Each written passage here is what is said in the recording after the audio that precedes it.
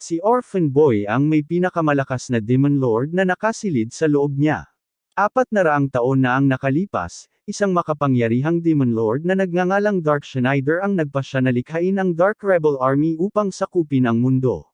Gayunpaman, nabigo siya. Gayunpaman, dahil sa kanyang ganap na nakakabaliw na plot armor, sa tuwing namamatay siya, palagi siyang bumabalik sa isang bagong game plus save, na nagtatatlong beses sa kanyang kapangyarihan hanggang sa umabot sa nakakabaliw na antas. 15 taon na ang nakalipas, nakipaglaban si Schneider laban sa 4 na kaharian kasama ang kanyang 4 na kasama, sina ni Call, Gaara, at Abigail, sa isang 4 na taong digmaan.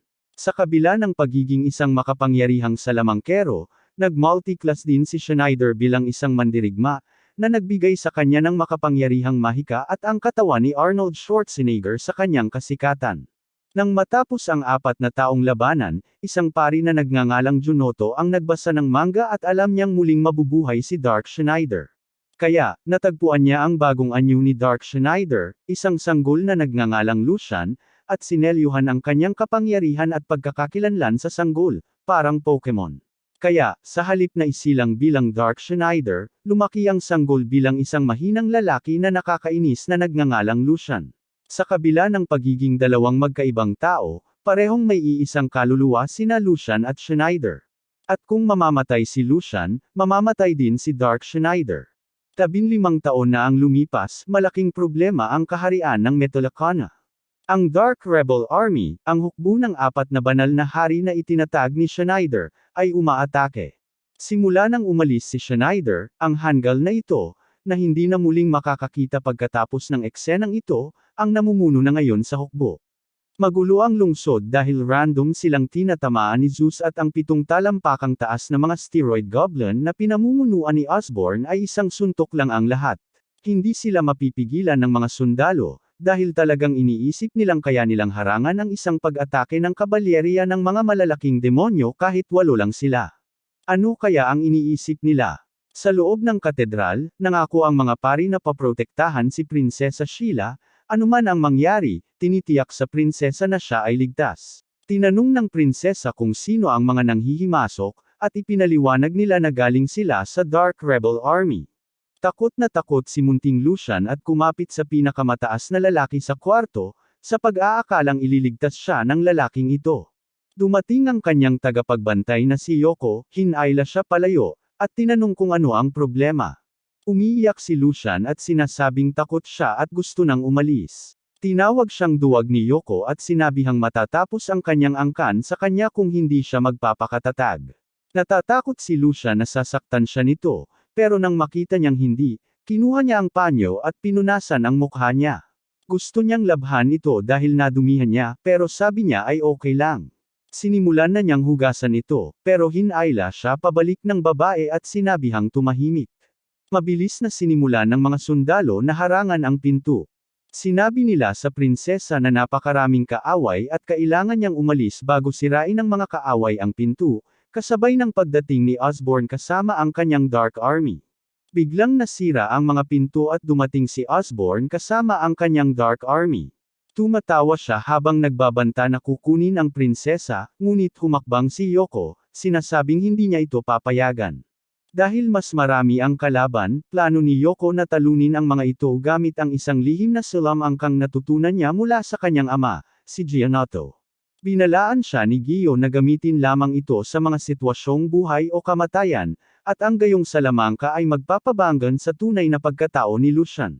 Tinanong ni Yoko kung ano ang ibig niyang sabihin sa tunay na pagkatao ni Lucian, at isiniwalat ni Gio na si Lucian ay muling pagkakatawang tao ni Schneider. Kapag nasira ang selyo, gising si Schneider at gagamitin ang kanyang kapangyarihan upang wasakin ang kanyang mga kaaway. Idinagdag ni Gio na para makumplito ang spell, kakailanganin ng halik ng isang birheng dalaga. Binibigyang diin niya na hindi dapat magkaroon ng kasintahan si Yoko dahil sinasanay niya ito na maging isang tagapagligtas ng mundo. Sa pagkakita nito bilang perpektong sandali, nagpasya si Yoko na halikan ang walang malay na si Lucian, na nasugatan sa isa sa mga pag-atake ng kaaway. Biglang lumabas ang isang madilim na aura mula kay Lucian, na lalong lumalakas na parang nagiging Schneider na siya. Lahat ay nagulat at natakot nang makita ang pagbabalik ng Demon Lord. Nagsimulang tumawa si Schneider na parang baliw dahil sa wakas ay malaya na siyang sakupin ng mundo, hanggang sa pigilan siya ng takbo ng kwento. Gayunpaman, tila nakalimutan ng madilim na hukbong rebelde kung sino ang may hawak. Dalawa sa aming malas na manunood ang sumugod kay Schneider, ngunit sinabi niya sa kanila na tumahimik at agad silang niluto. Si Yoko, na nagugulat pa rin, ay nagtanong kung siya si Lucian. Sumagot si Schneider na siya pa rin si Lucian. Hindi makapaniwala ang mga tao sa kanilang nakikita nang makita nilang buhay muli ang Demon Lord. Gayunpaman, hindi natatakot si Osborn at ipinagmamalaki na ang madilim na hukbong rebelde ang naghahari sa lahat. Inuutusan niya ang mga halimaw na umatake. Gayunpaman, ginagawang tomato paste ni Schneider ang bawat halimaw para maipadala niya ang mga ito kay Tio Roger. Takot ang lahat, nasasaksihan ng hindi kapani-pani walang kapangyarihan ng maalamat na Demon Lord. Buong tapang na nilapitan ni Schneider si Osborn, na, kahit takot, ay nagbitaw ng mga walang laman na banta. Ipinagmamalaki niya ang pagtatapos kay Schneider at kung paano sisirain ng madilim na hukbong rebelde ang kaharian. Sinasabi niyang ginamit niya ang kanyang pinakamalakas na salamangkang walang sinuman ang makakalaban, na kinopya ang Chidori ni Sasuke. Tumatawa si Schneider, sinasabing hindi gagana sa kanya ang ilang peking Chidori, pero inilunsad pa rin ito ni Osborn. Sa ikinagulat ng lahat, literal na naluto si Schneider. Pinagtatawanan siya ni Osborn dahil sinabi niyang hindi ito gagana. Nagsimulang sumigaw si Yoko dahil hindi man lang siya tumagal ng 10 segundo. Katulad lang siya sa akin. Sinimulang hampasin ni Osborn si Schneider gamit ang kanyang pamalo, na walang epekto. Gayunpaman, nabitawan niya ang club dahil sa takot nang magsimulang matanggal ang uling. Hindi makapaniwala si Osborn na nakaligtas si Schneider. Galit na galit, naghahanda si Schneider ng isang salamangka upang matanggal si Osborn. Nagmakaawa si Osborn para sa kanyang buhay, nangakong gagawin ang lahat, ngunit walang awa si Schneider, inalis siya sa pamamagitan ng malaking apoy, na nag-iwan sa lahat na nagulat. Ginagamit niya ang pagkakataong ito para makatakas sa katedral. Napansin ito ni Yoko at hinabol siya, na nagtataka kung saan siya pupunta. Sinabi niya sa kanya na gusto niyang maghiganti sa ama nito dahil sa pagkakakulong sa kanya. At pagkatapos ay plano niyang simulan ang isang thermonuclear global war. Tumatawa siya at tinatanong kung natatakot siya rito, sinasabing tatapusin niya ang sinumang sumalungat sa kanya, mabuti man o masama. Hindi makapaniwala si Yoko sa naririnig niya, pero sinisiguro sa kanya ni Schneider na ililigtas niya ang buhay niya, basta't walang tagahanga sa bayo niya. May nararamdaman si Yoko para sa salamangkero na ito, pero ayaw niyang maniwala. Kinayla siya ni Schneider palapit, at nagpupumilit siyang makawala, iniisip na may kakaibang karisma siya, dahil sa paraan ng pagpapagulo niya sa kanya. Itinanggi niya ito, at nang tanungin siya nito kung mahal niya ito, sinabi niyang galit siya rito dahil palagi siyang inuutusan nito. Pagkatapos, biglang hinalikan niya siya. Gayunpaman, biglang nakaramdam ng sakit si Schneider at sumigaw. Bago pa siya makagawa ng anuman, nawala ang salamangka, at bumalik si Schneider sa pagiging batang si Lucian, na naiwang naguguluhan. Nalaman ni Yoko na ang isang halik ay maaaring muling mag-activate sa selyo. Hindi alam ni Lucian kung ano ang nangyari at nagsimulang tumingin sa paligid para sa halimaw. Gayunpaman, ngumingiti lang si Yoko at sinasabing gagawin niyang mock-ama field siyang buong buhay niya. Hindi ito pinagdududahan ni Lucian at binanggit niyang gutom siya. Iminumungkahi ni Yoko na bumalik na sila sa bahay, at malapad na ngumiti si Lucian. Nagsimula silang maglakad pa uwi, at tinanong niya ito kung gusto siya nito. Umuwi na sina Yoko at Lucian, at umupo sila para kumain ng hapunan. Mamaya ng gabing iyon, isang misteryosong lalaki ang lumitaw at tinalo ang mga gwardyang nagbabantay sa bahay. Kumain ng kanay ang lalaking ito, at ginagawa lang niya ang kanyang trabaho. Ang misteryosong tao ay pumunta sa kwarto ni Yoko. Nagising si Yoko at nagsimulang magtanong sa kanya. Pinupuri niya ang kanyang katalinuhan, ngunit bago pa man siya makapagpakilala, sinipa siya nito sa kanyang ari, na nagdulot ng pandaigdigang sakit na naramdaman ng bawat lalaking nabubuhay, na nagpabagsak sa kanya.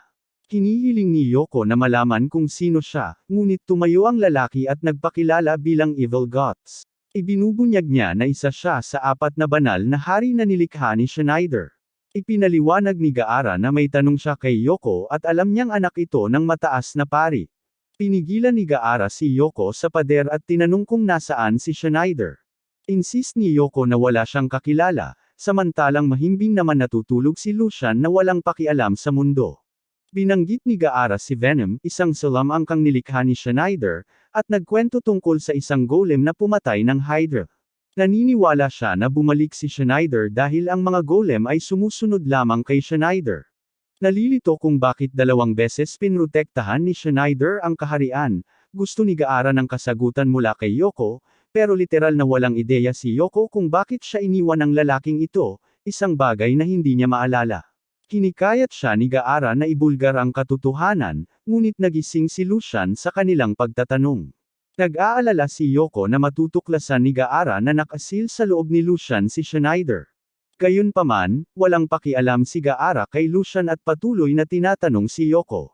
Biglang naglabas si Lucian ng madilim na aura at sumigaw kay Gaara gamit ang boses ni Schneider, nagbabala na huwag hawakan si Yoko dahil siya ang kanyang babae, at nagbabanta na tatapusin siya kung gagawin niya ito. Nagtataka si Gaara dito, at nagtataka rin si Yoko kung bakit hindi pa niya naaayusan ang malambot na batang lalaki na iyon. Si Schneider, na nasa anyo pa rin ni Lucian, ay sumagot na 2 beses na binuksan ni Yoko ang kanyang tatak, na nagpapahina sa tatak. Habang natutulog si Lucian, maaaring makontrol muli ni Schneider ang ilang bagay. Hindi makapaniwala si Gaara na si Schneider ay sinelyuhan sa loob ni Lucian. Sa sandaling iyon, biglang pumasok sa silid ang mataas na pari at mga gwardya upang iligtas si Yoko. Pagkatapos ay hinawakan ni Gaara si Yoko at nagbigay ng senyales, na nagpapatawag sa brown-eyed black dragon sa posisyon ng pagtatanggol. Sumakay siya rito kasama si Yoko, at ginamit ito para makatakas. Bago umalis, sinabi ni Gaara sa mataas na pari na ipapalit niya ang kanyang anak kay Schneider, ngunit hindi siya marinig ng mataas na pari dahil masyado siyang mataas sa kalangitan. Nagtatanim ng galit si Schneider, ngunit walang magawa habang kinokontrol ni Lucian ang kanyang katawan. Ang pagdukot kay Yoko ay iniulat sa hari at sa konseho. Nag-aalala ang tagapayo na alam na ngayon ng kaaway ang lihim ni Schneider. Naluwagan ang pakiramdam ni Gio na kasama pa rin nila si Lucian at sinabi na hindi pa nangyayari ang pinakamasama. Nakikiramay ang hari kay Gio, kinikilala ang pag-aalala nito para sa kanyang anak na babae. Iminumungkahi ng ilang pari na bumuo ng grupo ng pagliligtas, ngunit isiniwalat ni Gio na walang silbi iyon dahil si Schneider lang ang nakakaalam ng kinaroroonan ni Gaara, dahil siya rin ang Jagueser sa mundong ito. Hindi alam ng konseho kung ano ang gagawin dahil hindi nila mababasag ang selyo ni Schneider nang walang tulong ni Yoko. Hindi nila pwedeng halikan ang batang ito dahil hindi sila katolikong pari. Akala nila kailangan nilang makahanap ng isa pang birhen na may mahiwagang kakayahan, ngunit bihira lang ang mga ito. Sumulong si Prinsesa Sheila, nag-alok na aayusan ang batang lalaki, binanggit ang kanyang pagsasanay sa puting mahika ng pari. Lahat sila ay sumang-ayon na hayaan si Prinsesa Sheila na tumulong. Hindi sumasang-ayon ang hari dahil, para sa pamilya ng hari, ang halik ay nangangahulugang kasal dahil lahat sila ay mga hanggal. Sinasabi ni Sheila na kailangan ni Yoko ng tulong, at hindi lang siya pwedeng magtago habang naghihirap si Yoko. Ayaw niyang iwanan ang kaibigan niya, pero iginigiit ng kanyang ama na hindi maaaring humalik ang isang hari sa isang magsasaka. Sumingit si Gio, sinasabing hindi maganda ang kalusugan ng hari, at inutusan ang mga gwardya na ipadala siya sa Brazil. Pagkatapos mapatalsik ang hari, sinimulan ni Sheila sa pagtawag kay Lucian para pumunta. Nag-aalala ang mga pari na baka mapanganib ito, dahil baka magising si Schneider at piliing sumali sa kaaway. Gayunpaman, sinisiguro sila ng isa pang tagapayo, sinasabing ang pagdukot kay Yoko ay ginawang kaaway ng mga kidnapper ni Schneider. Ipinaliwanag ni Gio na may mga panganib ang paggising kay Schneider, ngunit may mga alaala siya mula sa 14 na taong pamumuhay niya bilang si Lucian, na nagpabago sa kanya. Sa kabila ng pag-aalala sa ideya ng pagka-cancel sa Twitter, nagpasya si Sheila na ipagpatuloy ang spell. Si Schneider lang ang makakapigil kay Cole Su sa pagbabalik sa Diyos ng pagkasira. Sana totoo ang sinabi ni Gio na si Schneider ang kanilang tagapagligtas. Tinapos niya ang spell, at kailangan nating i-blur ang bahaging ito dahil sa mga patakaran ng YouTube. Nagiging Schneider si Lucian, pero hindi siya nagiging Taxil. Humarap siya kay Gio, na nagpaliwanag na si Yoko ay kinidnap ni Gaara. Sinamahan ni Schneider si Sheila at ilang sundalo upang iligtas si Yoko mula sa kuta ni Gaara. Nagrereklamo siya na sumama siya sa kanya, pero inihayag nito na hindi pa rin siya nagtitiwala sa kanya. Tumingon si Sheila at tinanong si Schneider kung naroon ang tagwan ni Gaara. Sumagot si Schneider na may base si Gaara sa Grave Valley sa nakalipas na 15 taon. Inutusan ni Sheila ang mga sundalo na umalis, at sinubukan nilang alamin kung paano makalusot sa gate nang hindi nahuhuli. Iminumungkahi ni Sheila na dumaan sa gate, ngunit sinabi sa kanya ng commander na dapat na siyang tumigil sa pagbabasa kay Sun Tzu dahil mapapatay niya sila. Nagsimulang tumawa si Schneider at sinabing gusto niya ang ideya. Sumulong siya at pinasabog ang gate, ang mga labi ay tumanggal sa mga gwardya. Nagdududa ang commander dahil walang mga tuso na nagtatangkang pigilan sila. Biglang sumabog ang isang minotaur sa pader. Nakita ni Schneider ang isang hagdan na paakyat at sinabihan ang mga gwardya na pigilan ang minotaur habang siya at si Sheila ay umaakyat sa pader, na epektibong iniwan ang mga gwardya na mamatay. Umakyat sila sa hagdan, at habang papasok sila sa bulwagan, napansin ni Sheila ang isang pulang espada sa malapit. Sa pag-aakalang ito ay isang maalamat na kayamanan, walang pag-aalinlangan niyang pinulot ito at sinubukan ni Schneider na pigilan siya. Ang espada ay natatakpan ng apoy, at natakot si Sheila, sinasabing hindi gusto ng espada na hinahawakan ng walang pahintulot. Tinabig ni Schneider ang espada mula sa kanyang kamay, ngunit nasaksak siya sa proseso. Ipinaliwanag niya na may sumpa ang espada. Nag-aalala si Sheila habang dumudugo si Schneider at bumagsak sa lupa. Sa kabila ng sakit niya, pinagalitan niya ito dahil sa pagiging pabaya nito, at mas masahol pa, ang talim ng espada ay may lason. Nang ipahinga niya ang ulo sa kondonga niya, napuno siya ng pag-aalala at nangakong gagawin ang anumang hilingin niya. Humiga siya sa kanyang likod at sinabihan siya na supsupan ang lason mula sa sugat. Sa proseso, biglang nag-activate ang espada ng apoy ng mag-isa, at isang demonyo na nagngangalang Ifrit ang lumabas mula rito. Binabalaan ni Ifrit sina Schneider at Sheila na babayaran nila ng kanilang buhay at pinatindi ang apoy sa paligid nila. Gayunpaman, nagulat si Schneider kay Ifrit dahil iba lang talaga ang kanyang pagkakagawa. Sa kabila ng mga pagtatangka ni Ifrit na patakbuhin sila sa pamamagitan ng pagpapalakas ng apoy at pagbigkas ng isa pang salamangka, madaling tinalo ni Schneider si Ifrit. Inaalam niya kay Ifrit na sa kanya ang spell, ngunit nagsimulang lumabo ang paningin ni Schneider dahil sa lason. Upang protektahan si Sheila, nagpasya si Schneider na ilabas ang 1% ng kanyang kapangyarihan. Tinatakpan niya silang dalawa ng hadlang at inuutusan si Sheila na huwag gumalaw. Nagpasya siyang labanan si Ifrit na nagpalakas ng apoy, nilibyutan si Schneider ng mga ninjas. Tinawag ni Ifrit na bobo si Schneider dahil iniwan nito ang kanyang hadlang, sinasabing hindi siya kailanman magiging katulad nito. Nag-aalala si Sheila para sa kanya, ngunit tinitiis ni Schneider ang init at sumasalakay pabalik. Tinutukso siya ng Ifrit, tinatanong kung hindi ba siya natatakot sa 2,000 degree na apoy. Nagsimulang mag-i-pose si Schneider sa kanya, at ipinagmalaki ni Ifrit na hindi gagana ang salamangka sa kanya. Tinapos ni Schneider ang spell at sumugod gamit ang kanyang My Hero Academy A attack. Nagulat si Ifrit, tinanong kung paano nakagawa si Schneider ng apoy na mas mainit kaysa sa kanya. Ipinaliwanag ni Schneider na siya ay siya, at hindi na niya kailangang magpaliwanag pa. Hindi makapaniwala si Ifrit na literal na siya mismo. Naririnig ni Gaara ang lahat ng ingay at napangiti habang buhat-buhat si Yoko dahil alam niyang malapit lang si Schneider. Ginagamit ni Schneider ang puwersa para ibagsak si Ifrit sa bintana. Hindi makapaniwala si Ifrit na siya, isang espiritu ng apoy, ay natalo ng isang tao sa unang pagkakataon sa kanyang 300 taon. Tinapakan ni Schneider ang ulo ni Ifrit habang ito ay nagiging usok at bumabalik sa pagiging espada. Na-disappoint si Schneider na masyadong madali si Ifrit, at dapat daw bigyan siya ng mas mahihirap na kalaban para mas mahirapan siya. Nagulat ang mga ninja sa silid na tinanggap ni Ifrit ang pagkatalo at bumalik sa pagiging espada. Kahit si Gaara ay hindi siya kayang talunin, at ngayon si Schneider na ang master ng espada. Hinawakan ni Schneider ang espada ng apoy, binabanggit na walang silbi ito sa isang salamangkero na katulad niya dahil wala siyang kakayahan sa mahabang espada. Kailangan niyang magpakita ng respeto para makuha iyon, habang itinaas ang espada ay tinawag niya si Gaara na ilabas si Yoko. Tumakas ang mga ninja, takot na gagamitin ni Schneider ang espada. Bago pa man ay activate ni Schneider, lumitaw si Gaara, hawak-hawak si Yoko sa kanyang mga kamay. Umiti siya, sinasabing 15 taon na ang nakalipas mula nang huli niyang makita si Schneider. Natuwa si Yoko na dumating si Schneider para iligtas siya. Binitawan ni Gaara si Yoko, pinupuri si Schneider sa pagtalo kay Ifrit.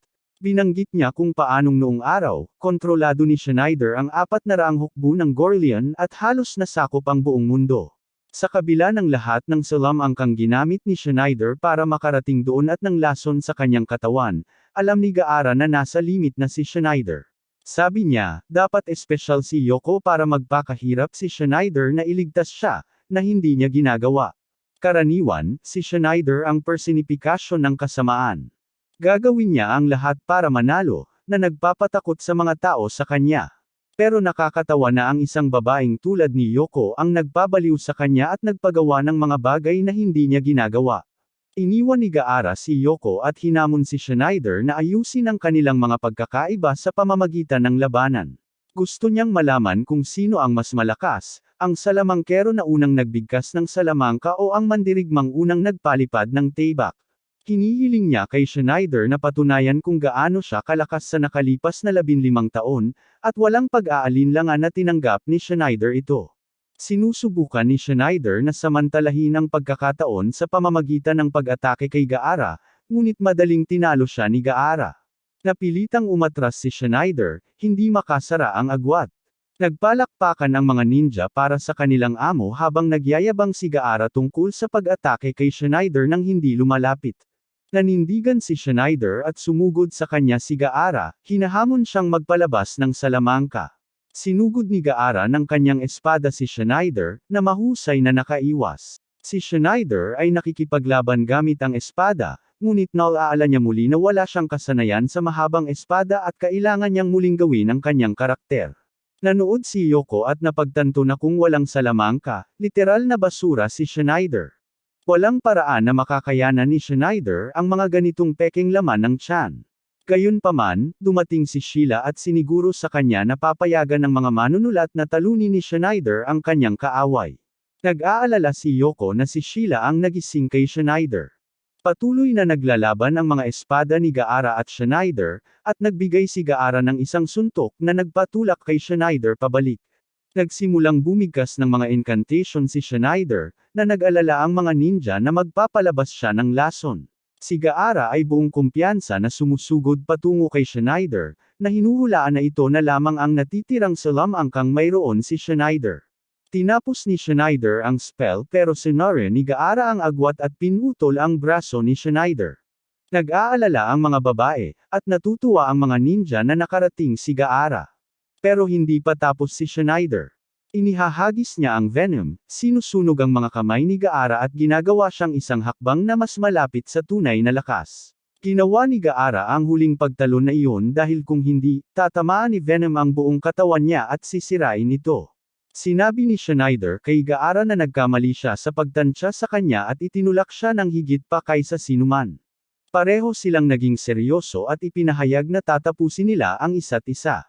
Nag-aalala ang mga ninja na kung magbanggaan sila ng harapan, malinaw na isa sa kanila ang mananalo, at nasa kamay ni Schneider ang kanilang mga bola.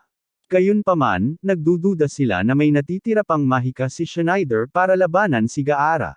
Nagsisimulang magbigay ng mahiwagang kapangyarihan si Schneider. Inihahanda ni Gaara ang sarili niyang pinakamalakas na atake, sinasabi kay Schneider na hindi niya kayang gamitin ang salamanggang iyon sa kanyang kalagayan. Tinapos ni Schneider ang spell, at inilunsad ni Gaara ang kanyang atake, ngunit sinagot ito ni Schneider. Nagulat si Gaara na ang kanyang pinakamalakas na atake, na mas mabilis pa sa bilis ng tunog, ay napigilan ni Schneider. Biglang gumuho ang kuta at tumawa si Schneider. Ipinaliwanag niya na kapag nagsanib ang dalawang magkasalungat na espiritu, bumubuo sila ng isang force field. Sa kapangyarihang ito, balak niyang liparin si Gaara at ang kanyang kuta. Tinatawag niya itong Jihadist Oppenheimer at pinapalaya ito. Gumuho ang sahig sa ilalim ni Gaara, at nagsimulang tumawa si Schneider habang nagsisimulang gumuho ang lahat. May mga labi na halos tumama sa mga batang babae, pero pinoprotektahan sila ng harang.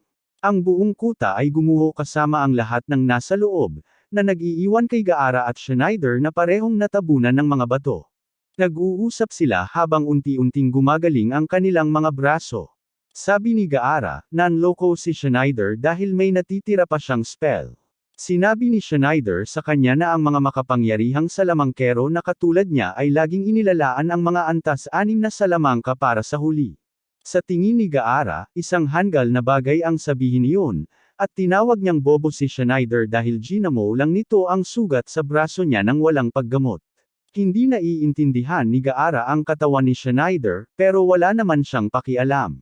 Umiti si Schneider at sinabing gusto niya na kayang palampasin ni Gaara ang mga bagay-bagay. Nagulat si Gaara dahil sinubukan siyang saktan ni Schneider hindi pa katagalan. Umiti lang pabalik si Schneider. Biglang naalala ni Gaara si Lars, na literal na isang Pokemon. Sumisigaw siya para kay Lars pero ligtas ang dragon, hawak-hawak si Sheila. Ibinigay ni Sheila si Lars kay Gaara, at masaya siya na okay lang ang dragon. Ipinaliwanag ni Yoko na pinrotektahan ng hadlang si Lars, at silang lahat din.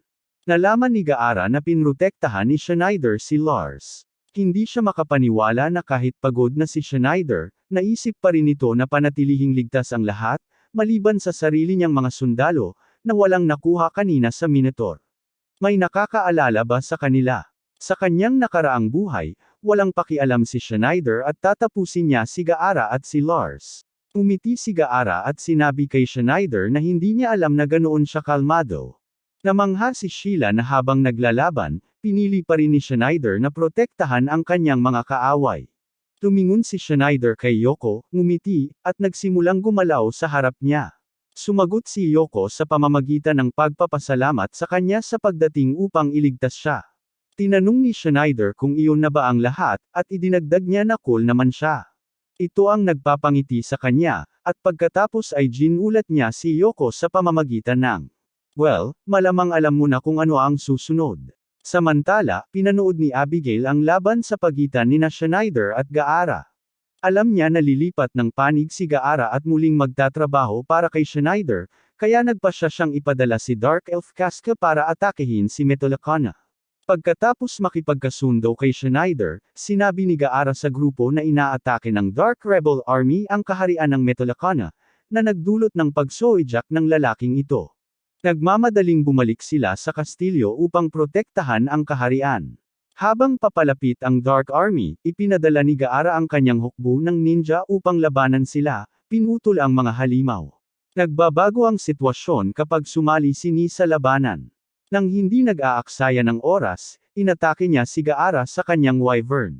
Nagbanggaan sila ng espada, na lumilikha ng kidlat na nakakagulat sa kanila at nagpapabagsak sa kanila mula sa wyvern. Tigtas silang nakarating sa lupa, at natuwa si Gaara nang makita si Ni, pero hindi siya natuwa. Tinanong niya kung bakit niya tinraider ang 4 na banal na hari, at sinabi niya na mas masaya ang plano ni Schneider. Bukod pa rito, hindi siya katulad ni Griffith. Ikinainis ito sa kanya, at ipinahayag niya na tatapusin niya ito gamit ang kanyang lihim na estilo ng espada ng Harikan, na hindi na lihim. Ginagamit niya ito para putulin muli ang braso nito, at napakalakas ng atake na nagiging sanhi pa ito ng kidlat na sumasabog, na nagiging dahilan ng pagkasira ng isang bahagi ng tulay. Ang mga ninja, na hindi naman talaga nag-alok ng tulong sa kanilang amo kapag nakaharap ito sa mahihirap na kalaban, ay muling nag-aalala para sa kanilang amo. Sa kabutihang palad, may Obamacare si Gaara at ikinakabit muli ang kanyang braso. Ni ay nakaharap ng harapan kay Schneider, na nagpapakita ng kanyang pagkamuhi sa kanya. Noong nakaraan, natagpuan ni Schneider si Ni bilang isang batang ulila at pinalaki siya, at nang lumaki na siya, naging magkasintahan sila hanggang sa nagpasya siyang iwan ang 4 na banal na hari. Habang nagbabalik tanaw si Ni sa nakaraan, niyakap siya ni Schneider mula sa likod. Sinusubukan niyang makawala, pero hinigpitan niya ang pagkakahawak at tinanong kung iniisip pa rin niyang patayin siya imbes na magkaroon ng matinding backshot sessions. Kinumpirma niya ito, desididong tiyakin na hindi na siya muling mabubuhay sa pagkakataong ito.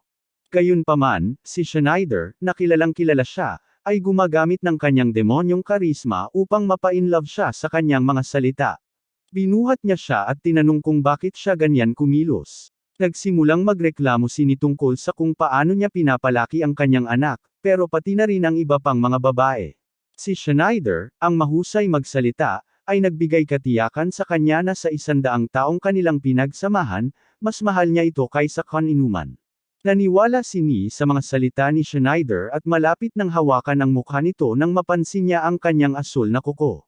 Biglang naalala niya ang babala ni Abigail. Hinulaan niya na maaaring mangyari ito, kaya naglagay siya ng salamangka kay Ni. Kung hindi niya mapatay si Schneider o magbago ang panig, magiging pula ang kanyang asul na kuko at sisabog ang kanyang katawan. Nakita ni Ni na nagiging lila ang kuko niya, isang senyales na malapit na itong mamula. Napansin ni Schneider ang kanyang nag-aalalang mukha at tinanong kung ano ang problema. Itinutulak niya ito palayo, tinatawag itong duwag, at sinasabing hindi gagana sa kanya ang mga palusot nito. Naguguluhan si Schneider habang pinapanood siyang tumalon. Pagkatapos ay binabalaan siya nito na babalik siya kasama ang kanyang hukbo upang tapusin siya at si Metalacana. Sa pag-alis muna ni Ni, bumalik sila sa kastilyo para gamutin ang mga sugat ni Gaara. Sa hapunan, napansin ni Schneider na binibigyan siya ni Yoko ng malamig na pagtrato. Hindi niya maintindihan, kaya hinihiling niyang malaman kung ano ang ikinagagalit nito. Nagsimula siyang umiyak na parang sanggol, tumulo pa nga ang luha, sinasabing hindi makatarungan na binabaliwala siya nito. Sumagot si Yoko sa parehong tono, sinasabing hindi siya galit. Babae lang siya. Pagkatapos ng pagtatalo kay Yoko, nagpahinga si Schneider sa kanyang silid nang maramdaman niyang nagiging ligaw ang mga espiritu ng kalikasan. Nalaman namin na bumalik si Ni at nagpalabas ng napakalakas na salamangkang tinatawag na Megadeth sa bahagi ng kastilyo, na nagdulot ng pagkasira nito. Naiinis si Schneider dahil hindi siya nakarik sa tamang oras, at medyo mahina ang magic na ginamit niya para sa isang thrash metal band. Nagulat si Lars na gumamit si Ni ng napakalakas na salamangka. Ipinaliwanag ni Schneider na kaya siya tinatawag na Reyna ng Kulog. Nagagalit si Schneider dahil masyadong lumalayo ang ginagawa ni Ni at nagpa siyang hamanin siya. Pero pinigilan siya ni Sheila, nagmamakaawa na huwag umalis at umiiyak na mapapatay siya. Pareho ang iniisip ni Yoko, nag-aalala na baka hindi makalabas ng buhay si Schneider kung lalabanan niya ang kanyang anak at kasintahan. Ano na naman ang sinabi niya? Sinusubukan niyang kausapin siya para huwag gawin iyon, pero biglang hiniling ni Schneider sa kanya na bigyan siya ng kilos. Nalilito, ginagawa niya. Kinuha niya ito, itinapon sa hangin, sinalo, at sinabi kay Sheila na ganoon siya naloloko. Tinitigan niya si Ni at sinabing sigurado siyang hindi siya nito papayagang umalis ng walang laban. Nagpasya siyang kailangan na niyang umalis at inutusan silang dalawa na magtago. Ni ay lumilipad sa ibabaw nila sakay ng kanyang griffin, sinasabing bumalik na siya ayon sa kanyang pangako at handang kitilin ang buhay ni Schneider. Na-disappoint si Schneider at tinakot siya na hindi na siya makakalakad pagkatapos ng 2 round kasama niya. Nag-aalala si Gaara na sa wakas ay naglalaban na sila, at magiging masama talaga ito. Sinabi niya na naayos na ni Ni ang kanyang sirang espada, ang mga Raging Kin, at malaki ang posibilidad na talunin ni Schneider sa pagkakataong ito. Nagbigay si Schneider ng isang salamangkang tinatawag na, I'm going to fly spell, na nagpapahintulot sa kanya na lumipad sa kalangitan, na nagpagulat sa lahat dahil hindi naman maaaring lumipad ang mga tao. Hindi nag-aalala si Ni at naghahanda ng isang spell, na nagiging sanhi ng pag-ingay ng mga Raging Kin sa kidlat. Nagtatanong si Schneider tungkol sa salamangka, at sinabi niya sa kanya na maraming mataas at sinaunang salamangka na hindi niya alam. Itinaas niya ang espada at lumikha ng ball ang kidlat. Hindi pa nakikita ni Schneider ito noon, at ipinaliwanag niya na ang bola ay may salamangkang tinatawag na, sasagutin ko ang lahat ng salamangkang nakapaligid sa akin, na nangangahulugang hindi na niya magagamit ang kanyang mga salamangka sa labanan. Nagsimulang sumipsip ang globo ng mahika ni Schneider, na naging dahilan upang siya ay bumagsak sa lupa. Nag-aalala ang mga babae sa kanya, habang naiisip ni Gaara na matalino si Ni na lumipat sa labanan gamit ang espada dahil matatalo siya sa magic duel. Mapanganib para kay Schneider, dahil maaaring atakehin ni gamit ang kanyang espada mula sa itaas. Gaya ng inaasahan, sumugod siya kay Schneider, sinasabing hindi siya makakalaban sa kanyang nagngangalit na kinaw na ngayon na sarado na ang kanyang mahika. Gayunpaman, nagulat si Schneider nang gumanti siya gamit ang isang fire spell, na hindi inaasahang nasipsip ng globo. Sabi ni walang silbi at naghahanda ng malakas na atake na tinatawag na, ipadala ang babong ito sa dingding, na nagpapadala kay Schneider sa dingding. Tumayo si Schneider, na pagtanto na hindi niya siya kayang labanan ng walang armas. Mukhang ilang araw nang nagkokok si Gaara. Malapit nang ibigay ni ang huling suntok nang may lumipad sa kanyang tabi at bumagsak sa likod ni Schneider. Naging afraid pala. Binabalaan ni Afrit si Ni na mag-ingat, dahil hindi na niya sasaktan ang kanyang amo. Siya, ang tagapagbantay ng espada ng apoy, ay dumating na. Hindi inaasahan ni Schneider na makakakita ng Afrit. Pinapaalala sa kanya ni Afrit na siya ang karapat-dapat na may hawak ng espada ng apoy at ang isang espada ay nakatali upang ipagtanggol ang kanyang Panginoon. Kung lalaban si Schneider sa Raging Kin ni Ni, si Afrit ang magiging espada niya para sa laban na ito, magiging espada ng apoy. Naiinis si Ni dahil nawawala ang kanyang pagkakataong manalo. Ayaw ni Schneider ng tulong mula sa Afrit, pero dahil sa kanyang sitwasyon, kinuha niya ang espada, na agad nagningas ng apoy. Ngayon handa na siyang labanan si Ni, na naghahanda ng isa pang hiwa, na nagdedeklarang hindi na naman siya mamamali. Habang sumasalakay siya patungo sa kanya, sinugod niya ang kanyang griffin, hinati ito sa dalawa at sinunog hanggang sa maging masarap na rotisserie griffin. Tumalon si Ni at bumagsak sa lupa. Umiti si Schneider, pero biglang pumutok at gumuho ang lupa sa ilalim niya. Tumayo si Schneider para makabangon mula sa pagbagsak. Nilalapitan siya ni Ni, pinupuri siya sa pagpapaamo kay Afrit at sa paggamit ng espada ng apoy. Gayunpaman, sinabi niya na patutunayan nito na hindi siya karapat-dapat sa halimaw ng kulog na naninirahan sa kanyang espada. Sinabi ni Schneider sa kanya na tigilan ang pagmamayabang at lumapit sa kanya. Ang dalawang mahiwagang espada, ang isa ay may apoy at ang isa naman ay may kidlat, ay kumikinang sa kanilang sariling espesyal na kapangyarihan. Nasa sabik ang mga ninja para sa malaking laban, pero sinabi ni Gaara na medyo nasa mahirap na sitwasyon si Schneider. Selyado ang kanyang mahika, at kahit na mas malakas ang kanyang espada ng apoy kaysa kay Raging Kin, at may malaking lakas sa pisikal, mapuputin siya ni Ni sa isang labanan ng espada. Sa tingin ni Gaara, hindi magtatagal ang laban, dahil isang malakas na suntok lang ang magdedesisyon sa mananalo. Nakatayo lang sina Schneider at Ni doon, nagtitinginan, handang umatake anumang oras. Ni ang nagdesisyong unang gumawa ng hakbang, gamit ang kanyang pinakamalakas na atake. Nag-alala si Gaara para kay Schneider at sinabihan itong tumakas. Sinusubukan ni Schneider na harangan ang atake gamit ang espada ng apoy, ngunit mahirap para sa kanya. Biglang tinawag ni Afrit ang pangalan ni Schneider, sinasabing siya ay isang mahusay na master at kailangan pa rin ng mundo ang kanyang kapangyarihan. Hinaharap ni Afrit ang Raging Kin, at parehong nawala ang kanilang mga espada. Sinabi ni Afrit kay Schneider na hindi niya hahayaang matalo siya ng mga Raging Kin. Nagiging isang nakakabaliw na labanan ng stand kung saan lumulutang at nagbabanggaan ang mga espada sa hangin. Akala mo Berserk reference, pero JoJo reference pala talaga. Hindi masaya si Schneider sa pagpapakamatay ni Afrit, pero nagpaalam si Afrit sa kanya, na naghiling na manalo siya. Inilulubog ni Afrit ang sarili at ang kanyang mga Raging Kin sa isang bowl ang kidlat, sinisira silang dalawa. Galit na galit si Schneider, sinisisi si Afrit sa paggawa ng walang ingat. Walang pakialam si Ni at sinugod si Schneider, na nagpapaalala sa kanya na nasa laban pa rin sila. Ginagamit niya ang kanyang matatalim na daliri para tusukin ang noo ni Schneider. Ni ngumingiti, iniisip na kinuha niya ang buhay ni Schneider. Lahat ay nagulat nang bumagsak ang katawan ni Schneider. Sinusubukan ni Yoko na kumbonsihin ang sarili na immortal siya at babalik sa buhay. Nakahiga sa sahig, naaalala ni Schneider ang mga salita ni Afrit, at biglang, nagsimula siyang magkaroon ng mga nakakabaliw na kapangyarihan ng anime. Ni tells herself, "Oh, you've got to be kidding me," when Schneider grabs her. Naguguluhan ang mga ninja dahil akala nila ay tumagos ang mga kamay niya sa utak ni Schneider. Pero hindi nila alam, walang isa si Schneider. Ipinaliwanag ni Gaara na dahil wala na ang bowl ang kidlat, na sumisipsip sa mahika ni Schneider, na ibalik na ang mahikang pumoprotekta sa kanya. Ngayon, baka may pagkakataon na siya laban kay Ni. Kahit pantay ang laban nila sa isang magic duel, may panganib na isa o pareho sa kanila ay mawala.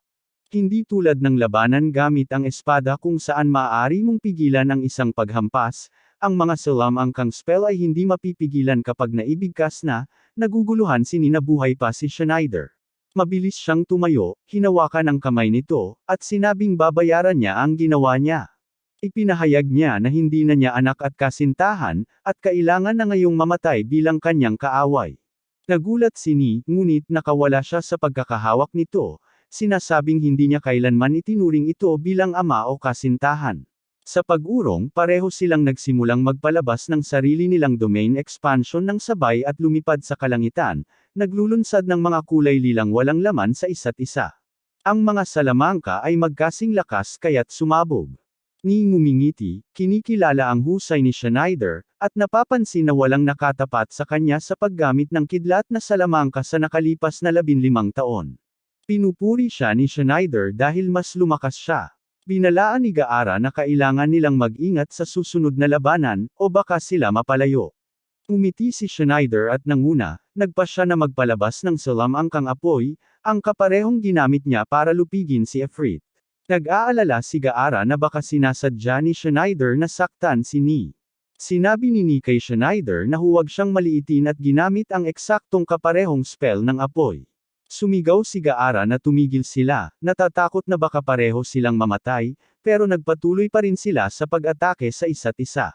Sa gitna ng labanan, naaalala ni Schneider ang panahong ginugol niya sa pag-aalaga kay Ni, na nakaapekto sa kanya.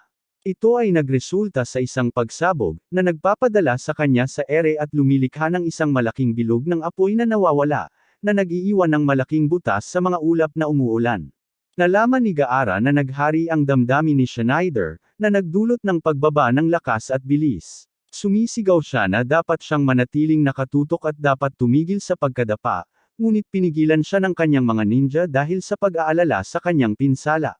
Nagalit si Ni dahil hinayaan ni Schneider na maapektuhan ng kanyang damdamin ang kanilang deathmatch, isang bagay na hindi niya gagawin noon. Salungat sa inaasahan, hindi natalo si Schneider at na-unlock niya ang Super Saiyan 1. Bumabangon siya ng may mas malaking kapangyarihan, pinupuri ang sarili sa paglikha ng kamanghamanghang kapangyarihan upang muling mabuhay.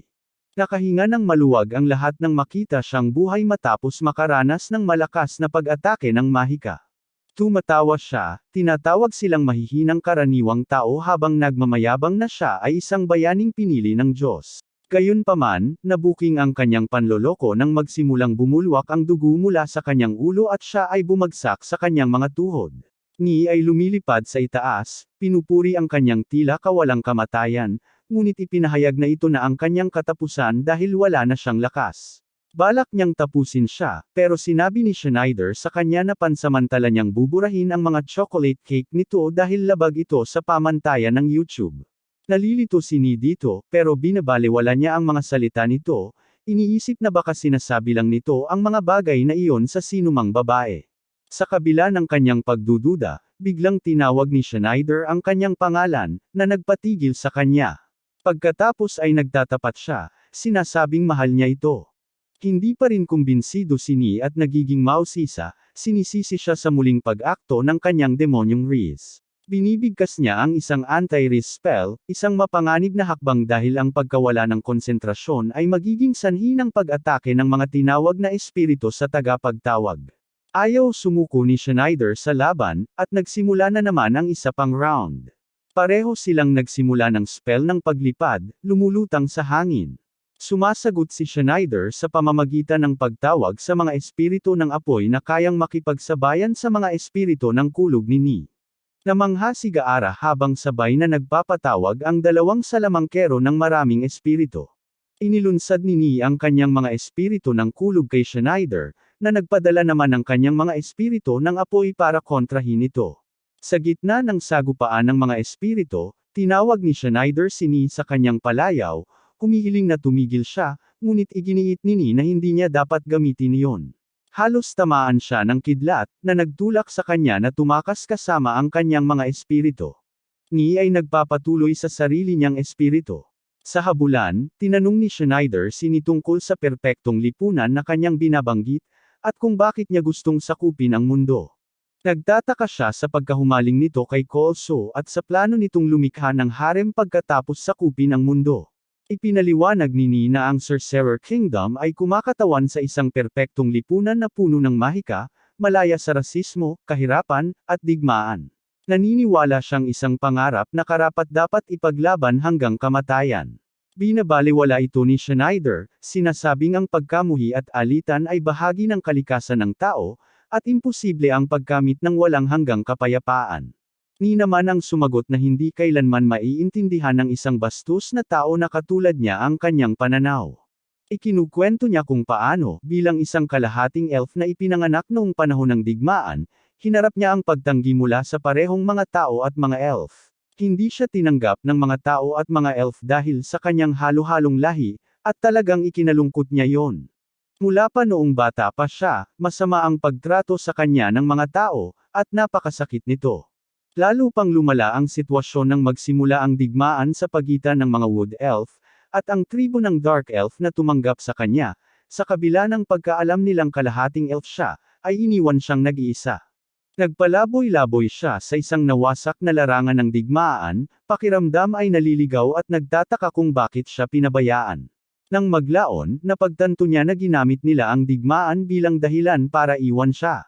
Si Schneider, na unang beses narinig ang kanyang kwento, ay nagsimulang makaramdam.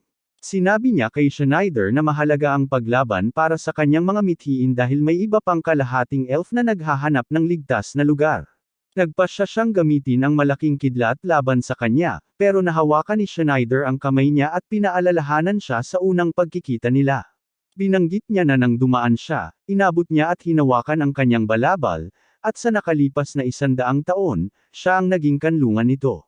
Hinihiling ni Schneider sa kanya na alalahanin ang magagandang panahon na magkasama sila bilang isang uri ng pamilya. Naaalala ni ang 15 taong ginugol nila ng magkasama, at inaalala ito bilang paraiso kahit na sa tingin ni Schneider ay laro lang ito. Malapit na silang magbahagi ng espesyal na sandali nang biglang maging lila ang asul na kuko ni Ni, na nagdulot sa kanya ng sakit, at isang hadlang ang nagtulak kay Schneider palayo sa kanya. Bumangon si Schneider para tingnan si Ni, pero nagulat siya sa suntok nito na nagpagulong sa kanya. Galit, hindi siya makapaniwalang muntik na siyang mahulog sa mga pakana niya. Inakusahan niya ito ng paggamit ng parehong estratehiya para akitin ang 100 babae at gawing kasangkapan para sa kanyang ambisyosong mga plano. Tinatawag ni ang mga espiritu ng kulog at ipinapadala ang mga ito kay Schneider, na sumasagot sa pamamagitan ng pagtawag sa mga espiritu ng apoy. Malakas na nagbanggaan ang mga espiritu, ngunit napansin ni na nagiging hindi maayos ang mga espiritu ng apoy ni Schneider, isang senyales na nawawalan na ito ng konsentrasyon at nalalapit na sa limitasyon nito. Anumang karagdagang pinsala ay maaaring maging mapanganib. Nakakita ng pagkakataon si Ni at sinubukang tapusin ang laban, na nagbabagsak kay Schneider at tumama sa mga bato sa daan. Si Yoko, na nanunood, ay sumisigaw sa kanyang pangalan. Naalala ni na sinabi ni Schneider na hindi siya anak nito, isang bagay na palagi niyang binabanggit kapag nag-aaway sila at paminsan-minsan ay sinasabing mahal niya ito kapag humihingi siya ng tawad. Galit, napagtanto niyang ginamit niya ang mga pangungusap na ito para manipulahin siya, na nagtatapos sa bawat pagtatalo. Nakatayo sa harap ng mahina at dumudugong si Schneider, napagpasyahan niya na wala siyang iba kundi isang bihirang kalahating elf na itinaguyod nito dahil sa biglang isip, at hindi nito kailanman nalaman kung gaano kalaki ang kahulugan nito sa kanya. Binigyan ng kapangyarihan ng kidlat ang kanyang kamao, sinuntok ni si Schneider, na muling nagpalipad sa kanya. Ipinahayag niya na ang pagsuko ay hindi isang opsyon sa laban sa kanya, pagkatapos ay tumawa. Gayunpaman, sa kaibuturan niya, nasasaktan siya dahil tila hindi naiintindihan ni Schneider na higit pa siya sa isang ama o kasintahan para sa kanya. Siya ay isang taong maaasahan niya at minamahal. Sa kabila nito, nais niyang manatili na lang ito sa ilalim. Namumula ang kuko niya, isang senyales ng paparating na problema, pero nakontrol ni Schneider ang sarili at ligtas na nakalapag. Nagkakasalungat ang damdamin ni Ni nang makita siyang muling tumayo, at nagsimulang tumulo ang dugo mula sa daliri niya, na nagpapahiwatig ng paparating na problema. Nalilito si Yoko dahil wala na siyang nararamdamang anumang masamang hangarin mula kay Ni. Sa halip, mukha siyang umiiyak na bata. Nagsimulang mawala ng kontrol ang mga espiritu ng kulog ng tuhod, bumabangga sa mga pader, at isa ang tumama sa haligi kung saan nakatayo sina Shalanad at Yoko. Nakita ito ni Schneider at tinawag si Yoko, sumisigaw sa pangalan nito. Naguluhan si Ni sa kanyang reaksyon, ngunit nang mawala ang usok, ipinakita ni Yoko ang dalawang daliri upang ipahiwatig na okay lang siya, na nagbigay ng kaluwagan kay Schneider. Sinabi ni Yoko na hindi siya basta-basta susuko. Tinatawag ni Lars si Sheila na walang malay. Sinuri ni Yoko ang kanyang kalagayan at gumaan ang kanyang pakiramdam nang makitang humihinga pa rin siya, walang malay lang. Ang mga espiritu ng kulog ay nagtipon at lumapit kay Schneider at Ni, na naglalayong atakihin sila. Tinatakpan ni Ni ang sarili ng isang hadlang, at habang naglalaho ang mga espiritu, nagpasya siyang sumuko, na walang nakikitang saysay sa pagpapatuloy ng laban. Habang ilinaw ang baybayin, inihayag niya ang kanyang balak na tapusin ang lahat, binabanggit na si Schneider ay makakagawa na lamang ng isa pang paggamit ng kanyang kapangyarihan sa pinakamarami. Sinabi niya kay Schneider na gawin ang kanyang makakaya o talagang mamamatay si Yoko, na nagdulot ng reaksyon mula sa kanya. Nalilito si Gaara, nararamdaman niyang may mali. Hindi kontrolado ni Ni ang mga espiritu ng kulog at inatake nila si Yoko, pero ngayon ay ipinapahiwatig niya na sinadya niyang ipadala ang mga ito doon. Suspect din ni Yoko na parang hindi naman gusto ni Ni na patayin si Schneider. Umirap si Ni sa plano, na nagpagalit kay Schneider at sumigaw na sisirain niya ang sinumang sasaktan kay Yoko, kahit pa ito mismo si Yoko. Nakangiti siya, hawak ang kanyang dumudugong kuko, habang si Abigail, sa kanyang pugad, ay nakakatakot na tumatawa. Baka huli na para kay Ni kung hindi siya magmadali bago maging kulay dugo ang mga kuko. Maaari niyang basagin ang sumpa sa pamamagitan ng pagkuha sa puso ni Schneider at paggamit ng dugo upang basagin ang spell. Naghanda si Ni, binabalaan si Schneider na ang susunod niyang spell ay mapanira at magtatapos sa buhay nito. Galit, handang harapin ni Schneider siyang ito, sinasabing sasagutin niya ito ng sarili niyang pinakamalakas na salamangka. Dumating sa pinangyarihan si Gio at isang mangkukulam para panuurin ang laban. Komento ni Gio na ang mahiwagang puwersang kanilang inilalabas ay magiging sanhi ng kanilang pagpatayan, ngunit hindi sumasang-ayon ang mangkukulam. Nakita niya si Schneider sa kanyang paningin na punit ang dibdib, at naniniwala siyang nakatakda na ng tadhana ang magiging resulta. Pareho silang nagsimulang magbigkas ng parehong salamangka, at nag-aalala si Gaara dahil hindi lang basta-basta ang salamangkang iyon. Hindi pa tapos ang spell ni Schneider.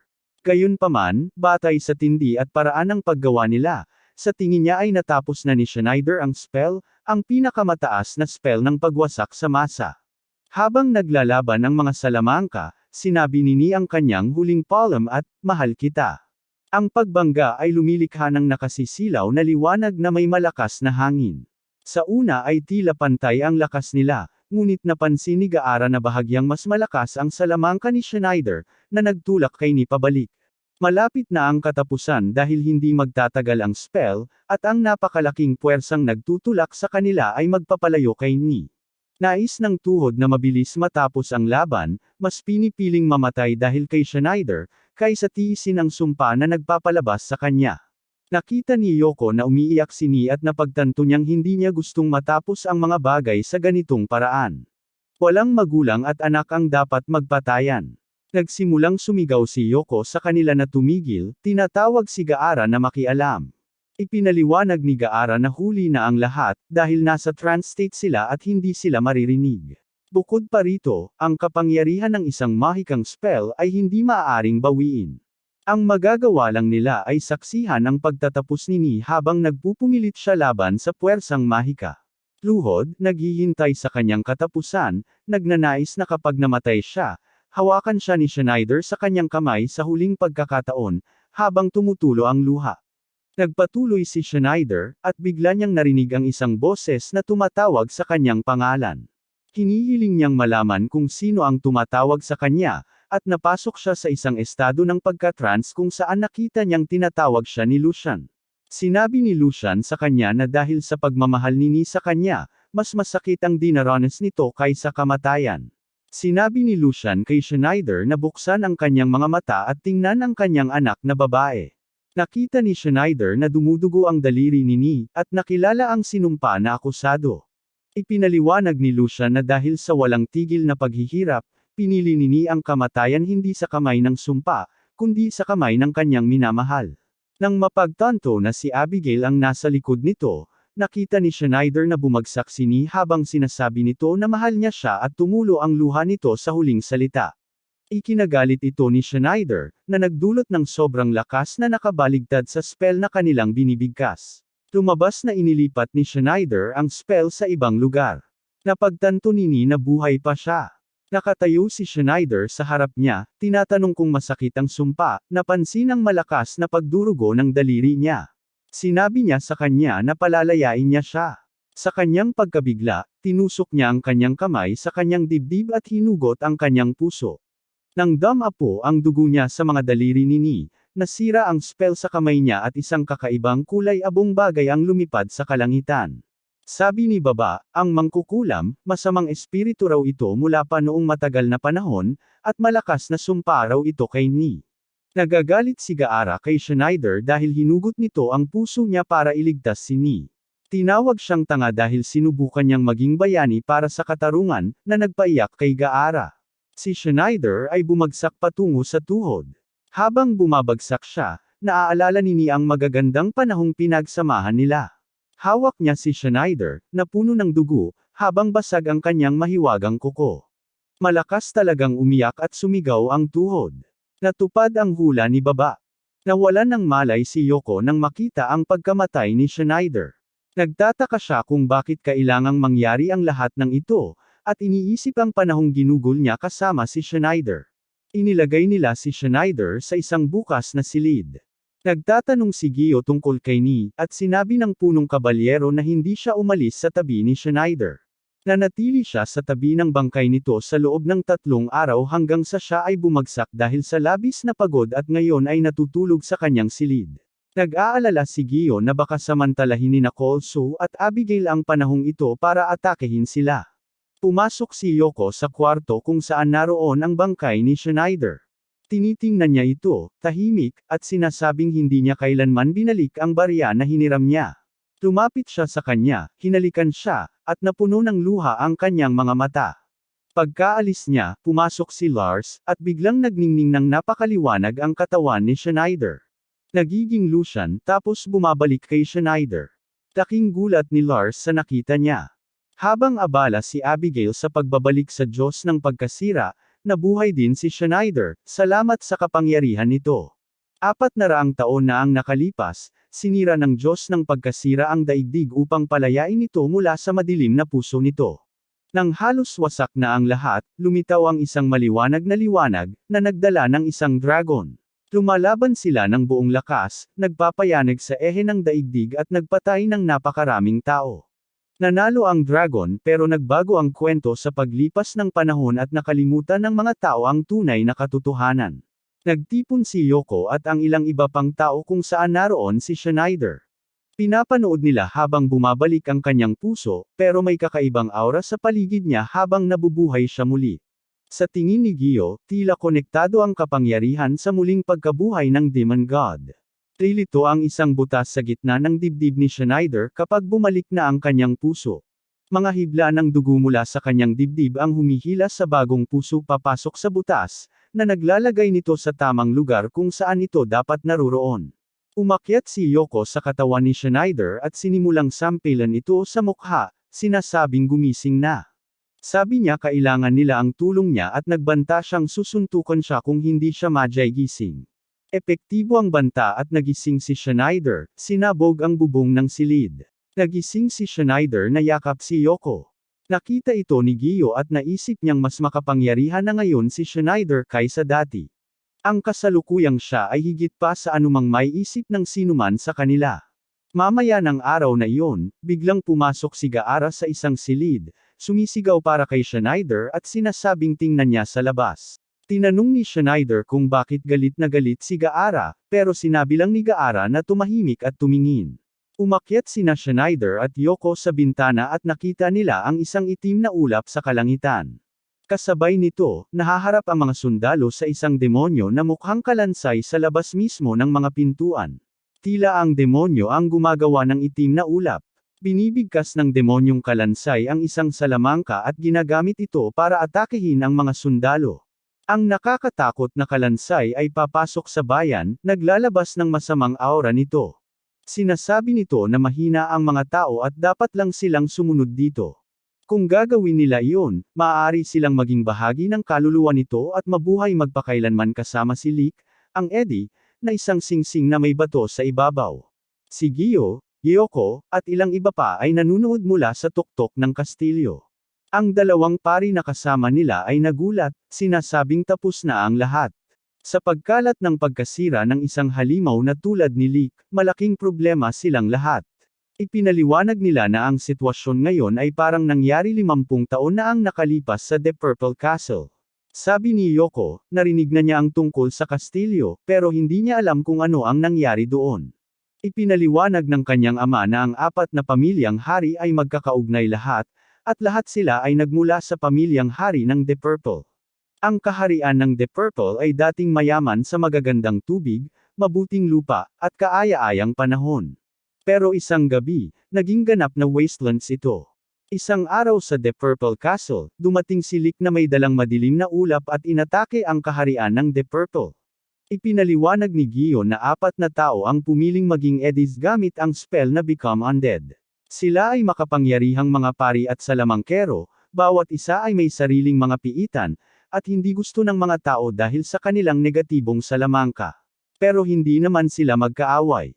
Pagkatapos, 50 taon na ang nakalipas, isang walang ingat na tao ang nagpilit na pakialaman ang Megadeath spell sa isa sa mga piitan. Nalaman ni Yoko na si Schneider ang gumawa nito, dahil siya lang ang gumagamit ng gayong spell. Ang mga gargoyle sa paligid ng mga pader ng kastilyo ay nagliliwanag at nagiging apoy, na lumilikha ng firewall sa buong lungsod. Pinipigilan ng pader ng apoy ang madilim na ulap na lumayo pa. Si Schneider, si Gaara, at si Ni, na nakahanda na, ay nagtungo patungo kay Lick. Sabi ni Schneider, si Lick ay pansamantalang amoy lang para sirain sila, pero sabik siya sa kasiyahan. Napansin ni Ni na may mali sa pader ng apoy at sinabi ito kay Schneider. Sabi niya ang mga Eddie ay makapangyarihang mga undead na halimaw na mas matalino pa sa mga tao, pero ang Eddie na ito ay nakikinig kay Abigail at sumusunod sa kanyang mga utos. Sabi ni Schneider, dapat madaling harapin ito, dahil nag-eksperimento siya sa Megadeath spell 50 taon na ang nakalipas sa piitan ng kaharian ng The Purple.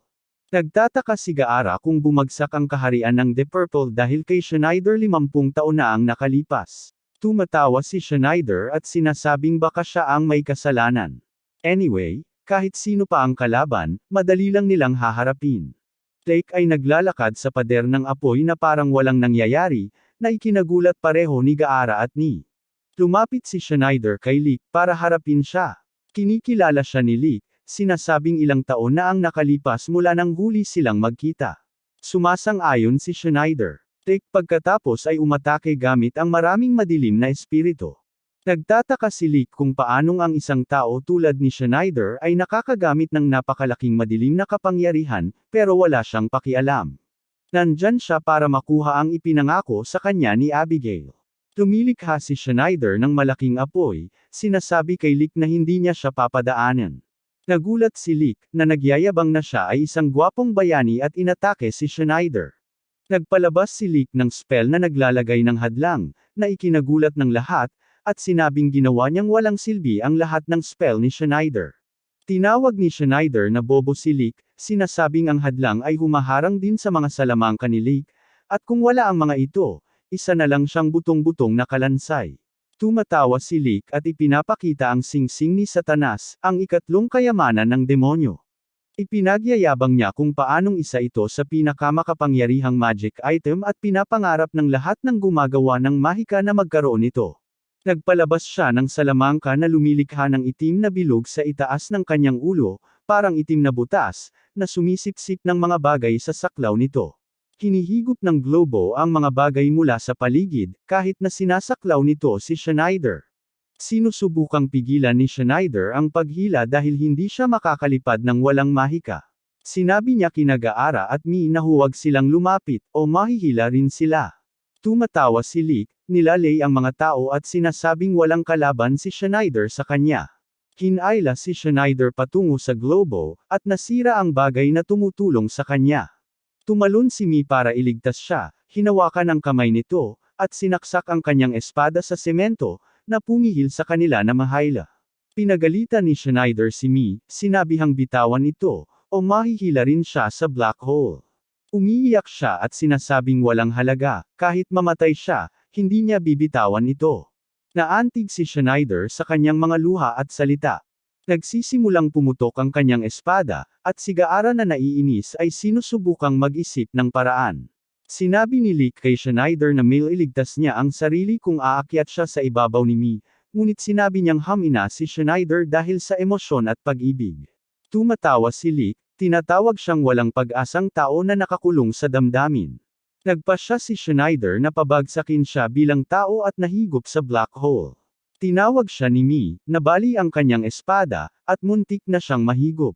Hinawakan ni Gaara ang kanyang talam para iligtas siya, pero binitawan na niya ito para sundan si Schneider. Nagsara ang black hole, na nagkukulong kay Schneider at Mi sa loob. Si Lick ay nagmamalaki sa pagwawagi. Pagkatapos ay humakbang si Gaara para labanan si Lick, at hinugot ang isang espada na nababalot ng kidlat na ikinagulat nito. Si Gaara ay sumugod kay Lick, super bilis na inaatake siya. Hindi makasabay si Lick at lumilipad sa buong bayan. Inilagay ni Gaara ang lahat ng kanyang lakas sa laban ngunit bumagsak sa lupa. Naaalala ang isang biro ni Schneider tungkol sa kanya na isang kalokohan ng mga Diyos. Nagmadaling tumulong ang mga kaibigang ninja at dinala siya sa isang mediko. Pinag-uusapan nila ang espada ni Gaara, ang Mir Amasa, sinasabing baka nauubos ang lakas ng buhay nito, pero ang kanilang mapagmataas na Gaara ay handang isakripisyo ang sarili. Pero, Lick, halos patay na, gumamit ng singsing ni Satanas para muling mabuhay. Binyantaan niyang lilipulin ang mga ninja, tinawag silang mahina, pero nanindigan sila para protektahan si Gaara. Nais ni Gaara na sabihin sa kanila na tumakbo, pero hindi niya magawa. Sa sandaling malapit nang atakihin sila ni Lick, kinagat siya ni Nu, ang halimaw ng kulog, mula sa likod sa balikat. Si Afrit, ang demonyo ng apoy, ang nagbukas sa black hole para makatakas sina Schneider at Mi. Natakot si Lick at tinanong si Schneider kung paano sila nakatakas noong malapit na silang mamatay. Ipinaliwanag ni Schneider na habang lumulutang sila, gumamit siya ng spell para hanapin ang mahika at ipinatawag ang mga mahiwagang espada. Lumilikha si Afrit ng malakas na hadlang sa paligid nila, naghihintay na kumuha ng lakas si Lick mula sa singsing ni Satanas, na ginawa niya matapos matalo ni Gaara. Pumunta sina Schneider at Mi kay Gaara at nakiramay sa kanya. Nagbibiro si Schneider tungkol sa masamang kalagayan ni Gaara, pero nagpasalamat siya sa tulong nito. Pero, nako, pinutol sila ni Lick, sinasabing masyadong maaga ang kanilang pagdiriwang.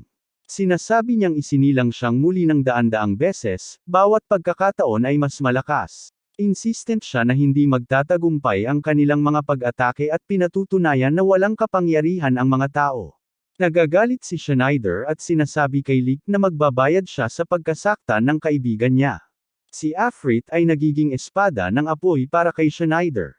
Sinubukang patayin ni Lick si Schneider, ngunit madaling pinutol ni Schneider ang katawan ni Lick sa dalawa, na nagpasunog kay Lick. Sinabi ni Lick sa Schneider na malapit na siyang nakawin ng singsing ni Satanas mula kay Abigail at buksan ang kapangyarihan nito upang magkaroon ng mahikang mas malakas kaysa sa Diyos ng pagkasira. Si Schneider, napagod na sa sinasabi ni Lick, ay muling sinaksak si Lick para tapusin siya. Habang nagkakabagsak si Lick, nagilinaw ang mga ulap at nagiging abo siya. Naisip ni Mi ang huling salita ni Lick, lalo na ang kapangyarihang mas malaki kaysa sa Diyos ng pagkawasak. Naalala niya ang isang bagay mula 15 taon na ang nakalipas at nagtataka kung iyon ba ang ibig niyang sabihin. Napansin niyang bumabalik sa kastilyo ang singsing ni Satanas. Nagulat si Abigail nang makita muli ang singsing at nagtataka kung paano natalo si Lick. Dahil nasira ang kanyang mga plano at natalo ang mga mamamatay tao, nagpasya siyang pumunta mismo sa ilalim ng kastilyo ni Metalacana.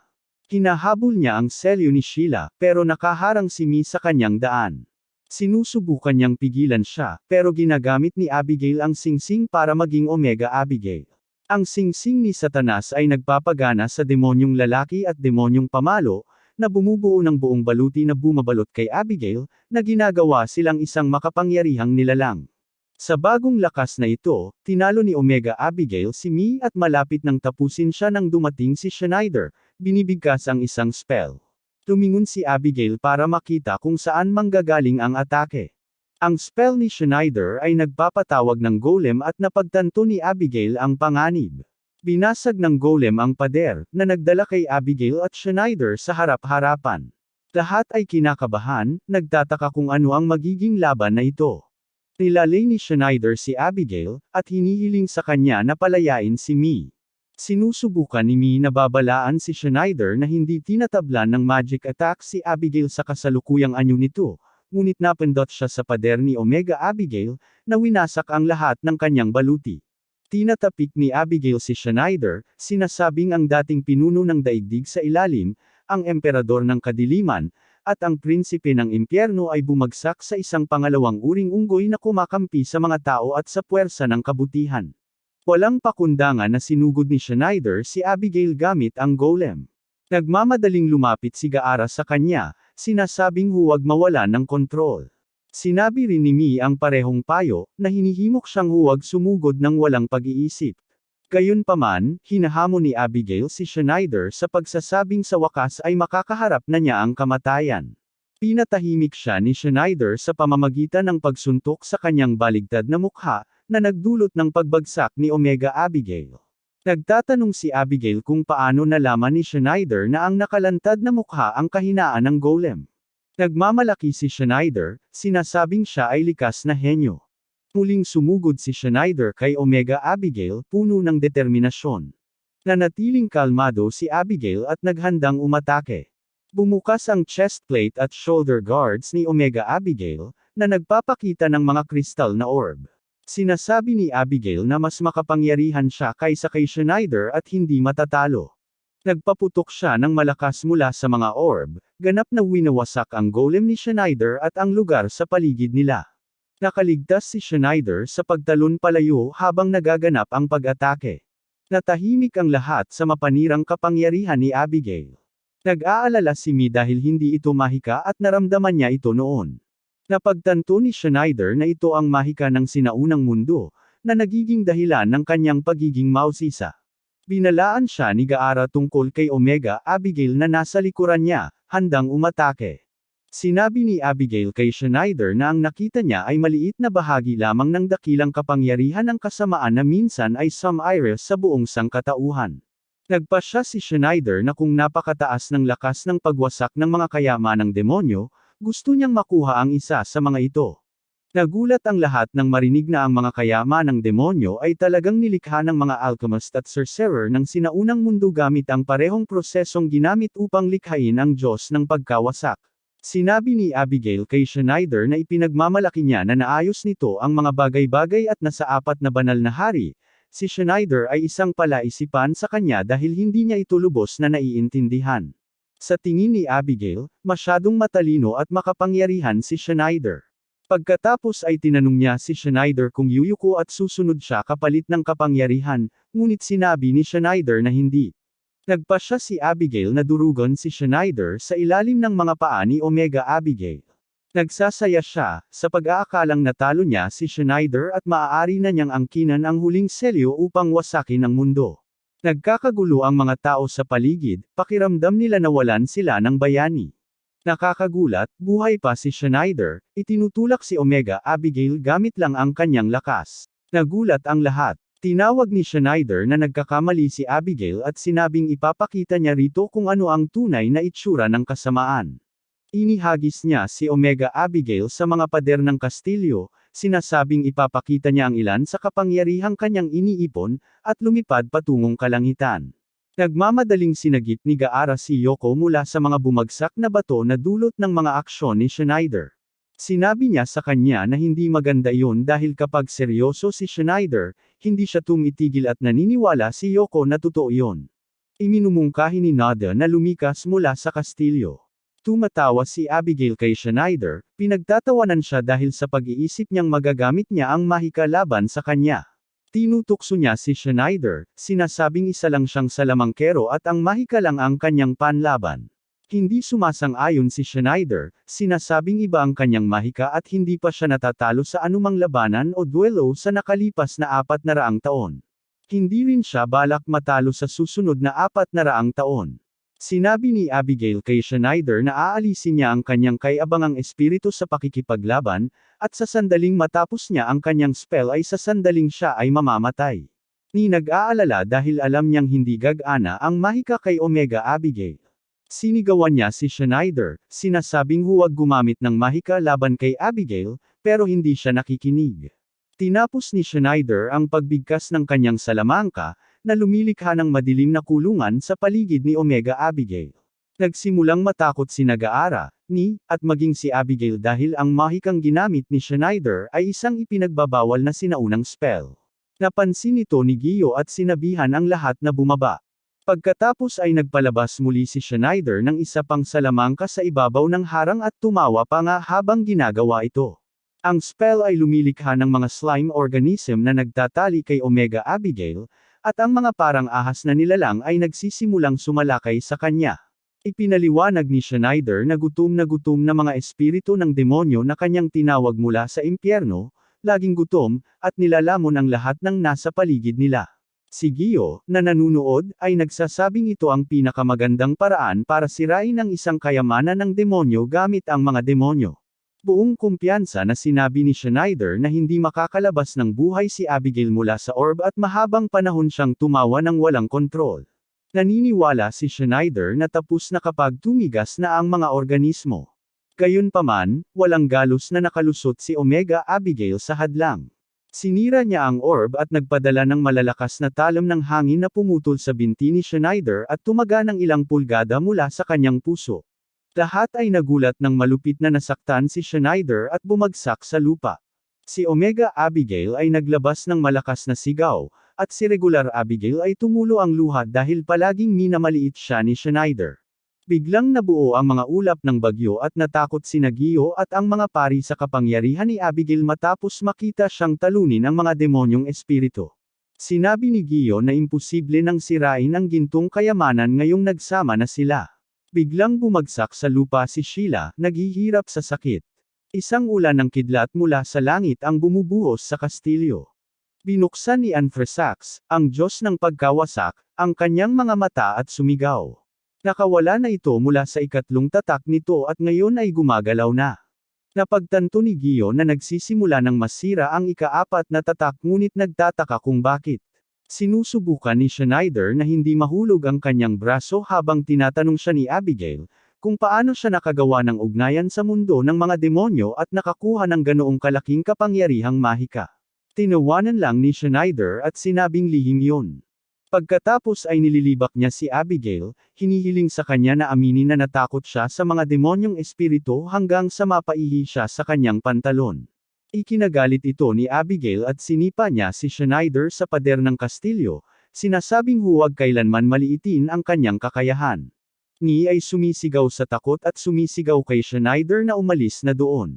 Tumatawa si Abigail habang binabangga si Schneider sa pader, nagtataka kung gaano katagal pa siya magiging mayabang.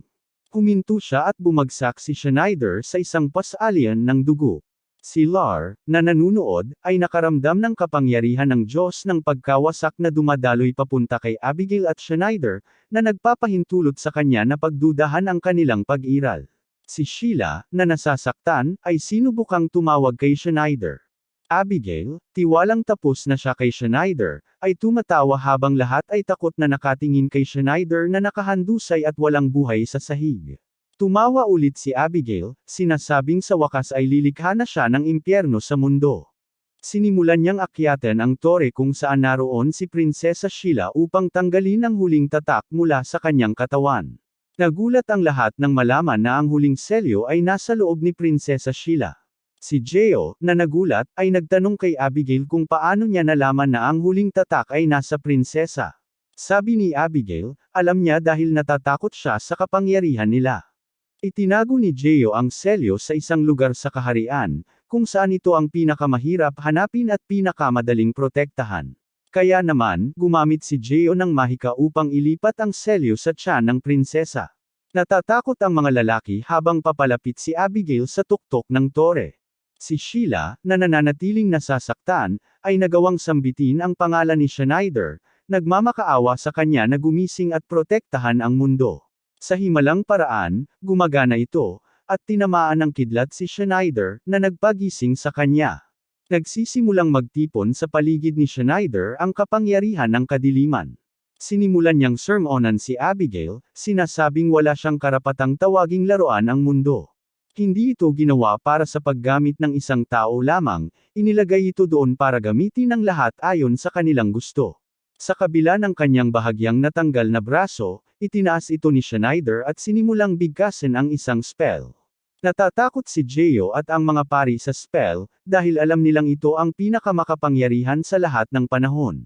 Tinanong ni Abigail kung nababaliw na si Schneider, at sinabi ni Schneider sa kanya na tumahimik, tinawag siyang, lalaking mukhang baligtad. Ipinahayag niya na sasabugan niya ang kastilyo hanggang sa langit. Gayunpaman, may problema dahil kahit ang makapangyarihang spell na ito ay walang epekto kay Omega Abigail, katulad ng pagiging walang epekto ng tuhod ni Arch at ng kapangyarihan ni Gaara sa baluti ng demonyo. Napagpasyahan ni Geo na wala na silang pag-asa. Ang makapangyarihang salam angkang Halloween ay lalong lumalakas, at sinisira nito ang bahagi ng kastilyo, na nagiging dahilan para tumakas ang lahat upang manatiling ligtas. Nanghihipan pa rin ni Schneider ang mahika, pero ngayon, malaki na ang dumudugong braso niya. Tumatawa lang si Abigail, sinasabing hindi man lang makamo ng kanyang mahika ang labas ng Omega Abigail. Ipinagyayabang niya na mayroon itong hindi mapipigil na kalasag na panangga, mas malakas pa sa ganap na mahika, at kaya nitong protektahan laban sa kapangyarihan mula sa Diyos ng pagkawasak. Pero bigla na lang, lumitaw si Ni sa kalangitan at tinanong si Abigail. Sabi niya, gaano man kalakas ang baluti, maaari itong masira ng isang napakalakas na puwersa na mas malakas kaysa sa depensa ng baluti. Nagsimulang bigkasin ni Ni ang mga mahiwagang salita para sa Halloween, ang parehong spell na ginagamit ni Schneider. Nagsimulang magpalakpakan ang lahat para sa kanya, umaasang baka matalo niya si Abigail. Ngayon, natatakot na si Abigail, iniisip na baka talagang gumana ito. Habang itinutudla ni Ni ang salamangka kay Abigail, sigurado siyang sapat ang lakas ng enerhiya para basagin ang kanyang hadlang. Kung hindi ito gumana, alam niyang hindi nila masisira ang tatlong pinagsanib na kayamanan ng demonyo. Pero hindi siya sumusuko, pareho silang patuloy na umaatake, at sa wakas, nabasag nila ang depensibong hadlang. Ang kanilang kapangyarihan ay nagsama at tumaas sa kalangitan bago nawala. Nahulog ang mga malalaking bato kay Abigail, dinurog siya. Lahat ay nagdiriwang, sa pag-aakalang nailigtas na nila ang kastilyo. Pero panandalian lang ang kaligayahan. Tumatawa si Abigail at bumabangon mula sa mga labi, na nagpapahirap sa kanila. Sabi niya kung iyon lang ang lakas ng kabutihan laban sa kasamaan, talo na sila. Ang baluti ngayon ay may kakaibang mga marka, at hindi makapaniwala si Gaara na hindi gumana ang napakalakas na atake. Napagtanto ni Ni na may anti-magic spell na inilagay sa baluti, na nagpapaliwanag kung bakit hindi ito tinablan ng mga espada at mahika. Patuloy na pinagtatawanan ni Abigail si Schneider, sinasabing wawakasan niya ang kanyang pamana bilang ang maalamat na salamangkero. Hindi makatayo si Schneider dahil sa mga pinsala at pagod. Muling tumatawa si Abigail, sinasabing ang araw na ito ang simula ng kawalan at pagkawasak sa lupain. Nawawala ng pag-asa ang lahat, na pagtatanto na wala silang magagawa para mapigilan ang kasamaang ito. Lumapit si Abigail kay Schneider, sinasabing siya ang magiging sakripisyo para malikha ang lupain ng impyerno. Pero si Schneider, na hindi sumusuko, ay nakatayo ng matuwid at sinabi kay Abigail na siya ang magiging taunan. Tumatawa lang si Abigail sa matigas na salita ni Schneider. Si Ni, na nag-aalala kay Schneider, ay tumatakbo upang salubungin siya, naniniwalang hindi siya mabubuhay nang wala siya. Hinawakan ni Gaara ang kanyang espada at nagmadaling sumali kay Schneider, ngunit mabilis silang hinaranggan ni Yoko. Sinabi niya sa kanila na hindi mamamatay si Schneider, sinasabi ito ng may matinding paniniwala. Patuloy na pinag-uusapan ni Abigail ang pagtatapos kay Schneider, planong gamitin ang Kingstone ng baluti para gawin siyang abo, katulad ng golem. Binyantaan niyang lilipulin ang mga kaibigan at kasintahan ni Schneider. Sinusubukang tumakbo ni papunta kay Schneider, pero hinayla siya pabalik ni Gaara, na nagpigil sa kanya. Nag-aalala rin si Gaara, dahil walang gumana sa mga sinubukan nila kay Abigail, pero nagtitiwala siya kay Yoko, na nagsasabi sa kanila na natanto ni Gion na ang kapangyarihan ng kadiliman sa loob ni Abigail at Schneider ay nakakaapekto sa selyo kay Prinsesa Sheila. Kung patuloy na lalaki ang kapangyarihan, masisira ito. Si Sheila, umiiyak, ay desperadong umaasa na makaligtas si Schneider, dahil siya lang ang makaliligtas sa kanila. Nakamit ni Schneider na makatayo, ngunit isa na lang ang binti at braso niya. Gayunpaman, hindi siya sumusuko.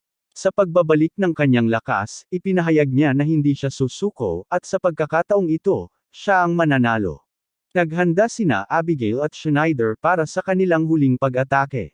Parehong sumusugod sa isa't isa. Ipinagmamalaki ni Abigail na hindi kayang tapatan ni Schneider ang kanyang depensa, ngunit ibinunyag ni Schneider na may isang kahinaan sa kanyang baluti. Pinilit niya ang sarili na dumaan sa pagsabog ni Abigail at dumiretso sa mahinang bahaging iyon. Nataman ang baluti at gumuho sa lupa sa iba't ibang piraso. Tagumpay ito, pero hindi ganap. Isinakripisyo ni Schneider ang kanyang katawan at nahati sa dalawa bilang resulta. Niyakap ng tuhod ang itaas na bahagi ng katawan ni Schneider, habang tumutulo ang luha sa kanyang mukha. Lahat ay nag-alala para sa kanya, pero may ngiti sa mukha ni Gaara at Yoko nang sumagot si Schneider, marahang hinahaplos ang buhok ni Ni. Nagsimulang umiyak si Schneider nang tanungin ni Gaara kung bakit, na nagpapakita na hindi siya makakasama kay Yoko dahil nawala ang isang mahalagang bahagi. Binato siya ni Yoko ng bato, sinasabing mabuti na lang nawala na ito. Gayunpaman, hindi pa tapos ang pagkabigla. Muling bumangon si Abigail, at habang may ilang tentikulo na nakakabit sa kanyang katawan, hinawakan niya si Yoko. Lahat ay nagulat at nagalit na hindi patay si Abigail. Nahihirapan si Yoko na palayain ang sarili, hindi gustong mamatay si Schneider dahil sa kanya. Sinusubukan ni Schneider na tumayo gamit ang kalahating katawan niya, pero binaril siya ni Abigail. Binabalaan siyang huwag gumalaw kung mahalaga sa kanya ang buhay ni Yoko. Lumilitaw ang mga tentikulo mula sa lupa at pinipigilan si Ni at Gaara. Tayunin ni Abigail na muling subukan si Schneider, at tila ito na ang katapusan niya. Sa isang mapangaraping lugar, natagpuan ni Schneider ang kanyang sarili sa isang transplane. Tinawag siya ni Lucy, sinabihan siyang tumayo. Dahan-daang binuksan ni Schneider ang kanyang mga mata at umupo. Si Lucian, na nagpakita sa harap niya, ay nagmamatigas na hindi pa niya oras para mamatay. May misyon siya, protektahan si Metolacana, pigilan ang pagkasira ng selyo sa prinsesa at sa Diyos ng pagkawasak, at protektahan ang kanyang mga sugatang kaibigan mula sa hindi matagumpay na labanan. Binibigyang diin ni Lucian na gagawin nila ito ng magkasama para sa mga taong mahal nila at para sa buong mundo. Pero tinabig ni Schneider ang kamay ni Lucian na ikinagulat nito. Sinabi niya kay Lucian na wala siyang pakialam sa mundo o sa pag-ibig. Sinasabi ni Schneider na siya ang may-ari ng mundo, at lahat ng magagandang babae ay sa kanya. Galit dahil ginawa siyang tanga ni Abigail, ipinahayag ni Schneider ang kanyang intensyon na patayin si Abigail. Pagpikit ng kanyang mga mata, bumalik siya, hinahamon si Abigail na ipagpatuloy ang laban, binibigyang diin na hindi siya mapipigilan kahit kalahati lang ang kanyang katawan. Nagulat si Abigail na buhay pa si Schneider, habang tuwang-tuwa naman ang mga kaibigan niya na bumalik siya. Sinabi ni Schneider kay Abigail na ito na ang huling pagkakataon. Desidido siyang patayin si Abigail ng tuluyan. Kung sakaling mabuhay muli si Abigail, papatayin lang siya ulit ni Schneider. May ginawa si Schneider na nagpasigaw kay Abigail ng pangalan ni Jesus. Ganap na nililigiran ni Schneider ang kanyang katawan ng apoy. Ito ang nagpapahintulot sa kanya na tumayo. Pagkatapos ay inilunsad niya ang isang marahas na pag-atake kay Abigail, na nakaiwas dito. Nagtataka si Abigail kung paano pa rin napakaraming kapangyarihan at lakas ni Schneider. Kinuha niya na baka dahil sa masamang mahika ng Diyos ng pagkawasak. Sa paanong paraan, binubuhay muli ng Diyos ng pagkasira si Schneider sa bawat pagkakataon at ginagawang mas malakas ang kapangyarihan ni Schneider. Nangyayari ito dahil malakas ang koneksyon ng Diyos ng pagkasira sa kadiliman. Dati-dati ay naghahari si Schneider sa kadiliman at kilala siya ng mga tao bilang isang demonyo. Kaya malalim ang ugnayan ng Diyos ng pagkasira kay Schneider. Habang mas maraming kapangyarihan ng Diyos ng pagkawasak na nakasilbi ay inilalabas, lalong lumalakas si Schneider. Kapag nabasag ang huling selyo na nagpipigil sa kapangyarihan ni Sheila, makakakuha si Schneider ng napakalaking kapangyarihan. 15 taon na ang nakalipas, malamang na humanga si Abigail kay Schneider sa pagkamit nito ng mas maraming kapangyarihan. Pero ngayon, si Schneider ay kaaway na ng mga madilim na rebelde. Pero ang pagbabago niya ay dahil sa isang laban na talagang nangyari 15 taon na ang nakalipas, nang makipaglaban si Schneider sa isa sa mga prinsipe ng 5 kabalyero na nagngangalang Jeonoto. Nang subukan ni Schneider na isagawa ang kanyang lihim na spell ng reinkarnasyon, sinelyuhan ni Jeo ang kaluluwa ni Schneider sa loob ni Lucian sa halip. Kahit nasira ang selyo at nabuhay muli si Schneider, nagbago si Schneider sa loob ng 15 taong nakaselyo siya. Sabi ni Abigail, hindi na karapat-dapat si Schneider sa titulong Evil Incarnate dahil nilagyan siya ni Lucian ng puso ng tao. Sinusubukan ni Abigail na pag-usapan kung ano ang ginawa ng pag-ibig kay Schneider, pero sapat na ang narinig ni Schneider. Sinugod niya si Abigail at sinuntok, sinabihan si Abigail na masyadong madaldal para sa isang masamang tao. Sabi ni Schneider, dapat tumahimik si Abigail habang inaalis siya ni Schneider, ang gwapong bayani. Sinabi ni Schneider kay Abigail na maghanda sa pagkakita ng isang bagay na talagang nakakatakot. Nang susubukang sumagot si Abigail, sinigawan siya ni Schneider na tumahimik, hindi pinapayagang magsalita si Abigail. Nagpadala si Abigail ng stone golem para atakihin si Schneider, ngunit tumalbog ang espada nito sa isang mahiwagang hadlang na nakapalibot kay Schneider, na ikinagulat ni Abigail. Sinabi ni Schneider na tatapusin na niya si Abigail ngayon. Nagsimula siyang magbigkas ng isang makapangyarihang salamangka. Nang ipadala ni Abigail ang golem para makialam, tinawag ni Schneider si Afrit, isang maapoy na espiritu na nagsimulang sunugin ang golem. Nagpalabas ng Halloween spell si Schneider, sinabog ang golem. Komento ni Gaara na mas makapangyarihan pa ang Halloween spell na ito kaysa sa mga naunang spell ni Schneider. Sabi ni Abigail, ang pagsasanib ng kanyang mga maltong kabalyero sa golem na bato ay magiging dahilan upang hindi siya maapektuhan ng kanyang kapangyarihan at makalikha ng kapangyarihang kalaban sa kanyang pag-atake. Binuhay muli ng mga kabalyero ang golem, na ginawa itong mas malakas pa kaysa sa Halloween spell ni Schneider. Mas lumakas din si Schneider. Inihagis niya ang kanyang pinakamalakas na salamangkang apoy kasama ang isa pang salamangkang Halloween. Sa wakas, winasak nito ang stone golem. Sinusuportahan ni Yoko si Schneider at masaya ang lahat na nananalo siya. Pagkatapos ay hinarap ni Schneider si Abigail. Tinatawag niya ang mga espiritu ng apoy para harapin ang mga kabalyerong multo. Nanunood si Abigail nang may pagkabigla habang winawasak ang kanyang hukbo. Sinigawan niya si Schneider na lumayo at inatake gamit ang kanyang mga tentakulo, ngunit sinunog ni Schneider ang mga ito. Sinubukan muli ni Abigail pero sinunog din ni Schneider ang mga tentakulong iyon. Sinabi ni Schneider kay Abigail na tumahimik at paulit-ulit na sinuntok ang mukha nito. Kahit na binubugbog, pinapalakas pa rin ni Abigail ang kanyang Satan ring. Sa tingin niya nagkamali si Schneider, dahil hindi niya tinapos ang pagpatay sa kanya gamit ang mahika. Kapag ganap ng puno ang singsing, balak ni Abigail na mag-higanti at magbukas ng black hole para lamunin si Schneider. Ngunit bago matapos mag-charge ang singsing, itinapon ni Schneider ang kanyang nagliliyab na espada, tinusok si Abigail sa isang bato at pinatay siya. Masaya si Nagio at ang mga pari na pinatay ni Schneider si Abigail. Buhay pa ang selyo ng Diyos ng pagkasira, kaya hindi ito makabangon at magdulot ng pagkasira. Pagkatapos talunin si Abigail, malubhang nasugatan si Schneider. Nawala ang kanyang katawang apoy at bumagsak siya sa lupa, kalahati na lang ng kanyang katawan ang natira. Tumakbo si Yoko, nag-aalala sa kanya. Sinabi ni Schneider sa kanya na may isa pa siyang sasabihin. Sabi niya, "Mahal kita Yoko," sinasabing siya at si Lucian ay mamahalin siya magpakailanman. Pagkatapos ay ipinipikit niya ang kanyang mga mata at ipinapahinga ang kanyang ulo. Nagulat si Yoko. Sinusubukan niyang gisingin siya, umiiyak at nagmamakaawang bumalik. Malungkot ang lahat, iniisip na namatay si Schneider.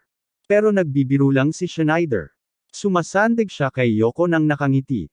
Nang mapagtanto ang kanyang kalokohan, pinukpok ni Yoko sa ulo si Yosuke. Nagsimula silang magtalo, pero pagkatapos ay ngumiti siya at sinabing mahal niya ito. Habang pinupuri ni Yoko si Schneider, sumingit si Abigail. Sabi niya, wala nang sapat na lakas si Schneider para tapusin siya. Sa pagkaubos ng lakas ni Schneider, iniisip ni Abigail na nanalo na siya. Naghahanda si Abigail na pasabugon si Schneider, pero hamarang si Yoko sa harap, pinuprotektahan siya. Napansin ni Yoko na hindi matatag ang platapormang kinatatayuan ni Abigail. Sinusubukan ni Schneider na kumbonsihin si Yoko na lumipat sa ligtas na lugar, ngunit sa halip ay nagsimula siyang tumakbo patungo kay Abigail, umiiwas sa mga tentakulo nito. Patuloy na sumisigaw si Schneider na tumigil si Yoko, pero huli na ang lahat. Tinulak niya ang isang bato, na naging sanhi ng pagbagsak ng plataporma ni Abigail. Parehong nahulog sina Yoko at Abigail mula sa mataas na gilid ng bangin. Ito ang paraan ni Yoko para protektahan at ipakita ang pagmamahal sa lahat. Nahulog si Yoko sa dagat. Si Abigail ay nahulog sa tuktok ng isang tore, na tumusok sa kanya. Maraming kulay abo na nilalang ng enerhiya ang lumalabas mula sa katawan ni Abigail. Ang mga nilalang na ito ay tinatawag na kadiliman. Bigla silang nagsimulang kumalat, na nagpapagdilim sa kalangitan sa araw na parang gabi. Ang madilim na ulap ay nagdadala ng kidlat na nagsisimulang sumire sa kastilyo. Ang mga taga-nayon na nanunood mula sa malayo ay nag-iisip na ito na ang katapusan ng mundo. Habang winawasak ang kastilyo at naglalaglagan ang mga bato sa lahat ng dako, pumunta si Archie para makasama si Schneider. Halos mahulog sa kanila ang isang malaking bato, pero sumugod si Gar para harangan ito. Habang patuloy na kumikidlat, lahat ng hinahawakan nito ay nagsisimulang mawala. Umalis ang kaluluwa ni Schneider sa kanyang katawan, at nakilala niya ang kaluluwa ni Yoko. Ang kanilang mga espiritu ay nagiging isa magpakailanman. Nabasag na rin ang selyo ni Lucian. Pinanood ng mga taga-nayon habang winawasak ang buong kastilyo sa isang malaking pagsabog.